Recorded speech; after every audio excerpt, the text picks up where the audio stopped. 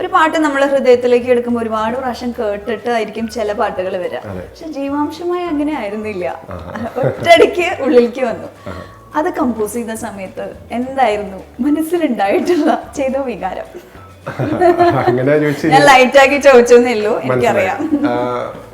അങ്ങനെ എന്താ പറയാ, ആക്ച്വലി ആ സിറ്റുവേഷന്, അതേ സെയിം സിറ്റുവേഷന് വേണ്ടി വേറൊരു പാട്ടാണ് ആദ്യം ചെയ്തത്. അപ്പൊ ആ പാട്ട് ആദ്യം ചെയ്ത പാട്ട് എല്ലാവർക്കും ഇഷ്ടപ്പെട്ടു, എക്സെപ്റ്റ് നമ്മുടെ പ്രൊഡ്യൂസർ ഷാജി ചേട്ടന് മാത്രം വർക്കായില്ല. ഷാജി ചേട്ടൻ ഡയറക്ടർ ഫെലിനി എടുത്ത് പറഞ്ഞു, എടാ നീ വേണമെങ്കിൽ മ്യൂസിക് ഡയറക്ടറിനെ മാറ്റിക്കോ, പാട്ട് എനിക്ക് ഇഷ്ടപ്പെടുന്നില്ല, വർക്കാവുന്നില്ല.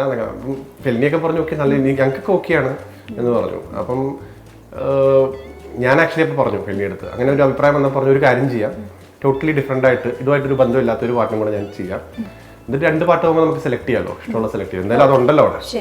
അങ്ങനെ ചെയ്ത പാട്ടാണ് ഈ ജീവാംശമായി. അത് ഇഷ്ടപ്പെട്ടു, അതെല്ലാവർക്കും ഇഷ്ടപ്പെട്ടു, എല്ലാവർക്കും വർക്കായി. അത് ആക്ച്വലി അത് ഫസ്റ്റ് ഞാനത് ചെയ്തിട്ട് എനിക്ക് ഹരിശങ്കറിന് പരിചയം പോലും ഇല്ല പ്രോപ്പറായിട്ട്.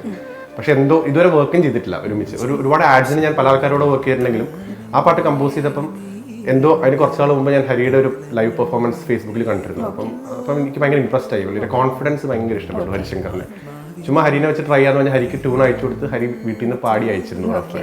അപ്പം അത് ഞാൻ ലിറിസിസ്റ്റ് ഹരിനാരായണൻ ആയപ്പോൾ ഹരിയാണ് ഫസ്റ്റ് ആയിട്ടൊരു റെസ്പോൺസ് തരുന്നത്. കൈലാസ് ഇത് ഗംഭീരമായിട്ടുണ്ടല്ലോ, ഞാൻ ഇപ്പം തന്നെ എനിക്ക് വരികൾ വരുന്നു, ഞാൻ ഇപ്പം തന്നെ എഴുതി തരാമെന്ന് പറഞ്ഞിട്ട് പുള്ളി ഒരു 15 മിനിറ്റിലാണ് ആദ്യത്തെ ഒരു സ്റ്റാൻഡ് എഴുതിയും കൂടെ അയച്ചു.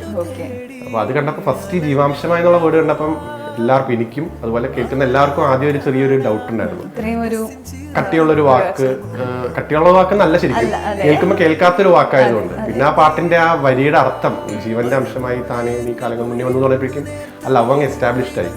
അപ്പൊ പിന്നെ അതങ്ങ് മനസ്സിൽ കയറി. ബട്ട് സ്റ്റിൽ ആക്ച്വലി പാട്ട് ഇറങ്ങുന്നതിന് തലേ ദിവസം മുമ്പ് വരെ ഒരുപാട് പേർക്ക് ആ വരി മാറ്റണം, ഈവൻ പാട്ട് മാറ്റണം എന്നടക്കം അഭിപ്രായമുള്ളവരുണ്ടായിരുന്നു. അത് വർക്കാവാൻ സാധ്യത ഇല്ലാത്തൊരു പാട്ടാണ് എന്നുള്ള അഭിപ്രായങ്ങളൊക്കെ നമ്മുടെ ക്രൂവിൻ്റെ അകത്ത് തന്നെ ഉണ്ടായിരുന്നു.